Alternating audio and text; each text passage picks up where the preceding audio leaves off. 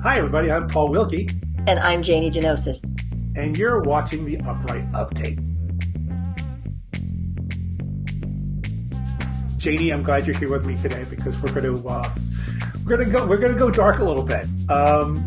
One of the things that we often talk about off camera is managing our clients' expectations and the challenges that we face, which is a constant struggle. One of the things that we've historically done in proposals and pitches and follow-ups is one thing that we cannot do is we cannot guarantee media coverage.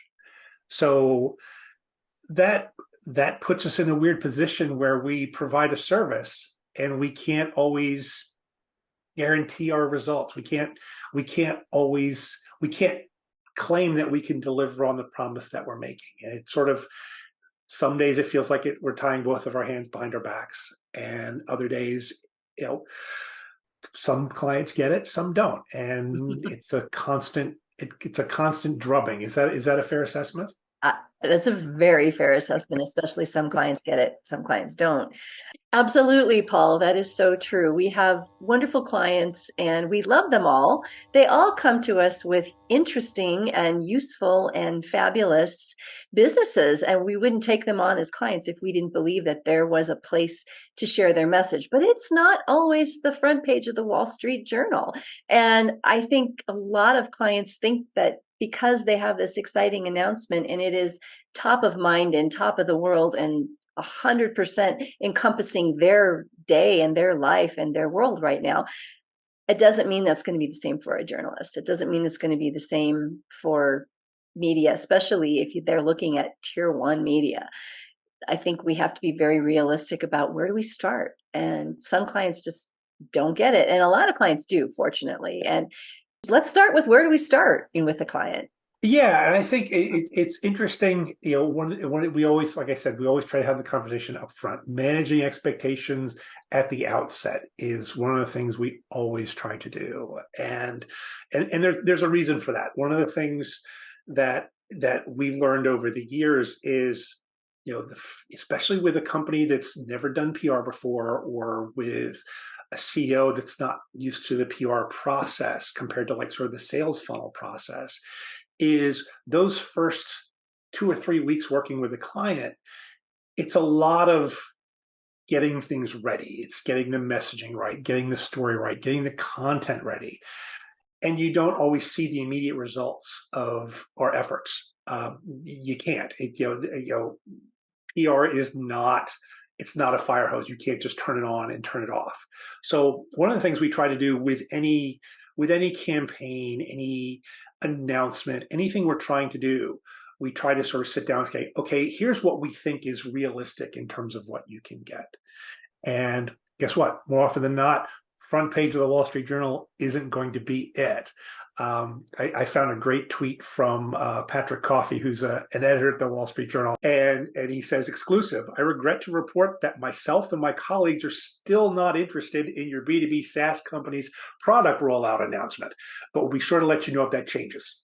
It won't.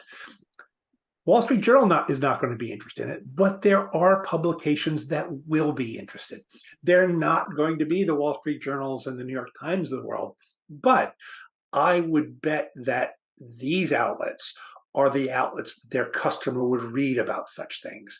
One of the things I try to say, or I like to say, is I would rather get a client published in a media outlet where 800 potential customers read it, rather than Wall Street Journal, where millions might look at it, but they're not their customers. Maybe like one or two people are. Right. I think that's a super important point to make. Where are your customers? Where is the spot that's going to move the needle for your company? And it might seem really great to be featured on a big tier one publication or get a story on CBS News, but that might not move the needle. And I think another thing people forget is that when you see these people that are on the cover of the Wall Street Journal and are being interviewed on tier one media and broadcast news, the success came before the PR, not the other way around. They Baby didn't steps. suddenly get covered on some big magazine or big production and then, oh, everybody runs and buys their widget. That is so rare that something like that happens. And it's got to be a widget that is just so unique and so fascinating and applicable to pretty much everybody in their audience, or they're just not going to be interested in you until you do something to make them interested in you. And so starting small, starting with those podcasts or those industry magazines, those online industry focused web pages, those are the places where we can work with you. And those are the places where people go. I mean, if I'm into health and wellness and I want to know what's going to help my wrinkles, I'm going to probably go to one of those pages first. I might get lucky if I happen to be watching morning TV and there's a story about it, but that's so rare that that's even going to happen. So you're missing your clients if you're not willing to go to some of these places that aren't tier one. Exactly. And, I said it while you're talking baby steps. It's really just the baby steps and recognizing that you have to work your way up to the Wall Street Journals, the New York Times of the world in most cases.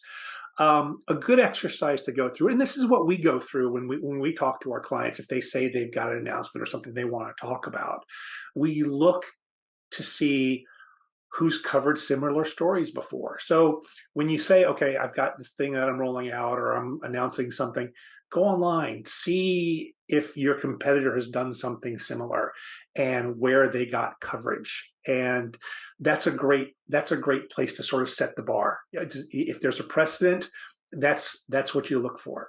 Yeah. And you'll more often than not, you may think, okay, I'd love to get in the New York Times. But if you actually realistically look at the type of coverage for what you're announcing or what you're talking about, it's usually tier two, trade publications, podcasts. And what you want to do, again, you want to work your way up. So work your way up to those targets, and then you get the attention of some of the bigger guns. Yeah, the other thing I want to bring up is it's really important to trust your PR team. I think a lot of people come into this and we will say, hey, client, here's a great opportunity for you. And we've had clients actually say, well, is that legitimate? And of course it's legitimate. We are not going to ask you to spend your time or your effort or your energy on something that is bogus or a fraudulent kind of a lot of times there's pay for play type things, and rarely do we recommend those. There are some that occasionally are worthwhile for clients, but for the most part, anything that's pay for play, always take it cautiously. But the things that we recommend that are free, that are available, that are legitimate PR opportunities, that's what we're going to recommend. We're never going to recommend something that isn't legitimate to a client. So if you don't have trust in your PR team, then maybe take a look at why is that, and maybe they're not the right PR team. But I mean, we're yeah, we're the gatekeepers. With yeah, that's probably one of the untold services we provide. For every legitimate media opportunity we put forth a client for, or we give to a client, there are probably like 5 or 6 that are either not worthy of their time or pay for play when they're not looking for pay for play, or some of them are just outright just scams. There are, hey, we'll get you coverage in all these outlets, and it's not really coverage.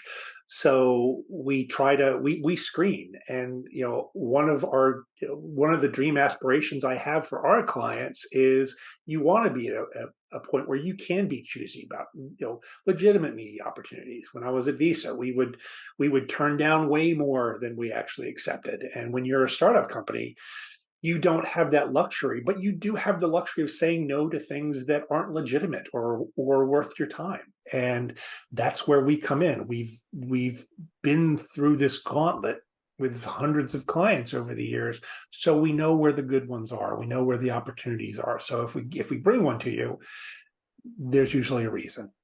so one more thing I would like to say is when we present an opportunity, if you feel uncomfortable about your skill or your knowledge in that opportunity, to let us know. The media is saying yes to you as a client and as an interview because they believe you are the expert. You have something to offer. And sometimes that might not be the case. Maybe, you feel a little bit uncomfortable. We can do some media training. We can work with you on that. But I always say, please don't turn down good opportunities, even if you think maybe it's not a big enough publication or it's too. We had one client tell us about a podcast that I think it had 80,000 listeners. It was a huge podcast in our mind. That was too JV for that client.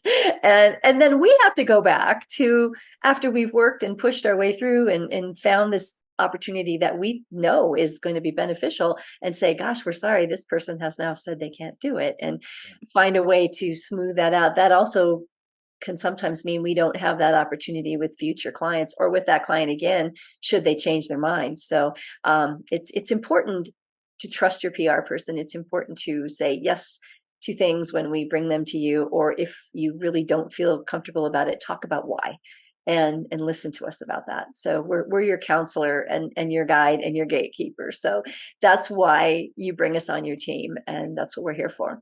And our reputation's on the line. Yes. We're, as I think we've said it on a past uptake. We serve our clients and journalists, equally. So, we're always going to present something to a journalist that we think is worth their time, and vice versa. We're going to present something from a journalist to our clients that we think is worth their time. So, with that on managing expectations, I think we've hit the big things. I think so. I'd like to tease a future uptake while we've got you here today, and that's going to be about first drafts of content. Typos are our friend, and we're going to dive deeper into that on our next uptake. Early on, they're our friend. Early on, yes. First drafts for just that. First drafts. Tight, and the takeaway from our next uptake on that will be, our first drafts are very often just laying down the narrative. And we're going to explain why that's important and why there will be typos. So with that, everybody, thank you for tuning in. If you have any questions about PR, you've got me, you've got Janie, you've got the email below. Thank you for tuning in. It's great to see you, and great talking to you today, Janie. Thank you, Paul. Bye, everybody.